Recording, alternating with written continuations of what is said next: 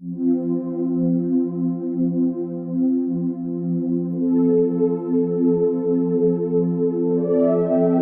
rakyat Aceh legenda tempat wisata Tapak Tuan dengan kopiah dan tongkat Tuan Tapa di Aceh Selatan. Tapak Tuan sangat terkenal dengan sebuah legenda Tuan Tapa dan Putri Naga. Cerita tersebut sangat hidup di dalam masyarakat di sana yang sangat mudah untuk dapat kita dengar dari A sampai Z. Adapun legenda tersebut dibarengi dengan ornamen-ornamen yang memiliki bentuk dan rupa seperti yang tersebut di dalam cerita tersebut. Ada baiknya saya ceritakan sedikit tentang legenda Tuan Tapa dan Putri Naga itu.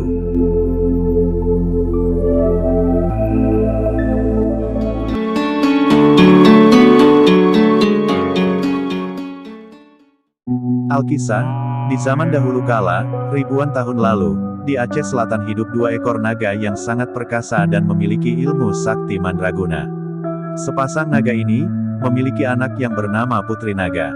Putri ini cantik jelita. Putri nan rupawan ini, katanya didapat dari perebutan sepasang naga, jantan dan betina, dengan orang tua sang putri. Konon ceritanya, suatu ketika, tidak ada masyarakat yang mengetahui tahun pasti, sepasang naga tengah berjalan-jalan menyusuri lautan yang bergelombang. Si naga jantan tiba-tiba berhenti, tertegun memperhatikan sebuah titik hitam di tengah laut. Titik hitam itu menarik perhatiannya. Lama-lama titik hitam itu mendekat ke arah sang naga. Gelombang laut yang membawanya mendekat. Si naga jantan dan betina terus memperhatikan titik hitam itu. Ketika titik hitam itu semakin mendekat, sang naga terjun alang kepalang. Titik hitam itu adalah tiga sosok manusia, berada lem perahu kecil yang diombang-ambingkan gelombang laut Aceh Selatan. Ketiga manusia itu adalah sepasang suami istri bersama bayinya. Bayi mungil ini berada dalam pangkuan ibunya. Mereka sengaja datang ke daerah itu bermaksud mencari rempah-rempah yang keberadaannya sudah cukup dikenal. Aceh Selatan sejak zaman Belanda menjajah daerah itu memang dikenal kaya akan hasil alam. Nilam, cengkeh dan pala merupakan tumbuhan yang dominan di sana.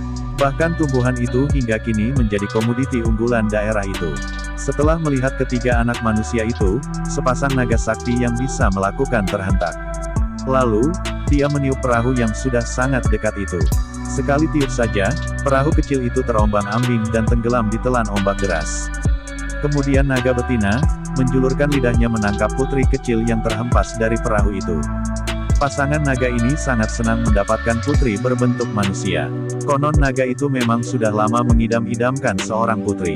Setelah selamat dan menepi ke darat orang tua si putri begitu sedih kehilangan buah hatinya dan tidak tahu kemana putrinya menghilang. Mereka berpikir bahwa anak perempuan kesayangannya sudah hilang tenggelam dalam lautan dan badai atau hilang entah kemana. Akhirnya sepasang naga membawa putri mungil hasil rampasan mereka ke sebuah pulau.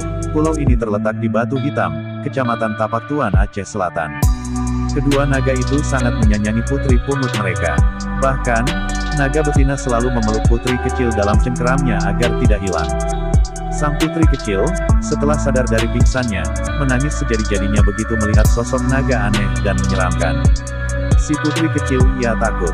Dia pun terus menangis sekuat-kuatnya. Naga betina pusing memikirkan tangisan putri itu. Terpaksa dia menggunakan kesaktiannya untuk menenangkan si putri agar tak mengeluarkan air mata lagi. Putri ini diberi nama Putri Bungsu. Mereka sangat mengasihi putri ini. Bahkan naga jantan menciptakan tempat bermain nan indah di gunung itu. Semua buah-buahan dan minuman tersedia di sana. Semua itu dilakukan agar Putri Bungsu betah tinggal bersama mereka. Putri inilah yang kemudian disebut Putri Naga. Waktu terus bergulir. Putri Bungsu merangkak remaja. Dia menetap bersama naga di sebuah gua yang dalam. Suatu hari, sang Putri Bungsu secara tak sengaja mendengar obrolan sepasang naga. Dari luar gua dia terus menyimak percakapan itu. Dia tersentak, sadar, bahwa dirinya bukan keturunan naga. Dia memiliki orang tua yang juga berasal dari bangsa manusia.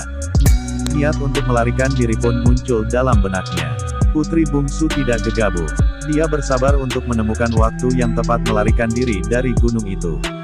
Waktu yang dinantikan pun tiba. Ide cemerlang pun muncul di kepalanya. Dia mengajak pasangan naga berjalan-jalan menyusuri pantai di pulau itu. Naga kelelahan dan tertidur pulas. Putri Bungsu tak menyia-nyiakan kesempatan emas itu. Kakinya diseret ke atas sebuah bukit kecil yang dekat dengan laut, agar dia bisa melihat perahu yang melintas. Jarang sekali perahu yang mau mendekat ke pulau itu. Namun hari itu keberuntungan Putri Naga. Sebuah perahu kecil merapat. Dia melambaikan tangan. Awak perahu ada yang menyapanya. Putri bungsu naik ke atas kapal dan ikut bersama awak kapal itu.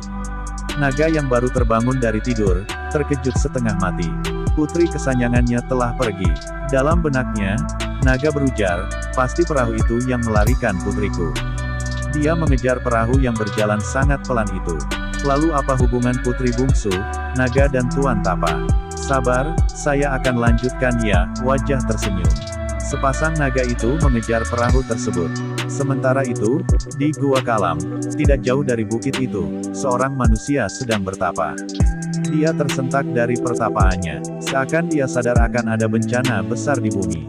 Inilah Tuan Tapa. Dia keluar dari gua tersebut, lalu menatap ke laut lepas. Terlihat sepasang naga dengan kemarahan puncak sedang mengejar sebuah perahu nelayan. Tuan Tapa terkenal dengan tongkat saktinya. Dihadangnya naga yang sedang mengejar perahu. Perkelahian hebat pun tak dapat dihindarkan. Dari mulut kedua naga menyemburkan api. Tuan Tapa menghela tongkatnya hingga mengeluarkan air deras dan memadamkan api naga. Tak mau kalah, sang naga jantan pun mengeluarkan ribuan anak panah berapi yang diarahkan ke Tuan Tapa. Tuan Tapa bisa menghindari serangan itu. Tak ketinggalan, naga betina juga mengeluarkan pisau-pisau beracun yang juga berhasil dilakkan Tuan Tapa. Karena terus-menerus mengeluarkan kekuatannya, kesaktian kedua naga mulai berkurang. Kesempatan itu dimanfaatkan Tuan Tapa untuk menyerang lebih dahsyat.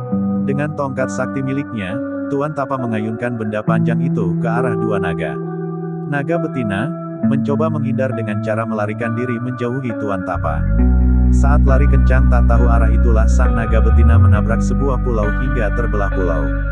Pulau terbelah ini kemudian oleh masyarakat Aceh Selatan disebut sebagai Pulau Dua, di Kecamatan Tapak Tuan, Aceh Selatan. Sementara Tuan Tapa mengejar sang naga jantan yang sudah terluka akibat serangan tongkat sakti. Tuan Tapa memukul tongkat saktinya bertubi-tubi ke tubuh naga jantan hingga hancur berkeping-keping dan jatuh terjerembab ke tanah. Tubuh naga jantan hancur berserakan dan darah berceceran yang menyebar memerahkan tanah, bebatuan dan lautan. Saat ini bekas tempat ceceran darah naga itu kini masih terlihat berupa tanah dan batu yang memerah. Kini disebut dengan tanah merah, batu mirah. Sedangkan hati sang naga, yang pecah dan terlempar menjadi beberapa bagian akibat pukulan tongkat sakti Tuan Tapa, peninggalannya hingga sekarang masih terlihat berupa batu-batu berwarna hitam berbentuk hati. Daerah ini kemudian diberi nama Desa Batu Hitam, masih di kecamatan yang sama. Sementara di tempat pertempuran naga dan Tuan Tapa, masih meninggalkan jejak berupa tongkat. Tongkat mirip baru itu, dipercayai sebagai tongkat Tuan Tapa. Bagaimana nasib sang putri? Sang putri akhirnya kembali hidup normal layaknya manusia dan hidup bahagia bersama kedua orang tuanya. Putri bungsu kemudian mendapat julukan sebagai Putri Naga. Dan legenda ini telah diperkuat dengan sebuah bukti yang telah ditinggalkan oleh si Tuan Tapa berupa tongkat dan topinya yang berada di tengah laut Tapak Tuan dan hanya bisa dilihat dari sebuah gunung yang bernama Gunung Lampu menjelang senja hari saja. Kemudian sebuah tapak kaki dan makam Tuan Tapa yang ukurannya yang panjang. Begitulah sedikit cerita.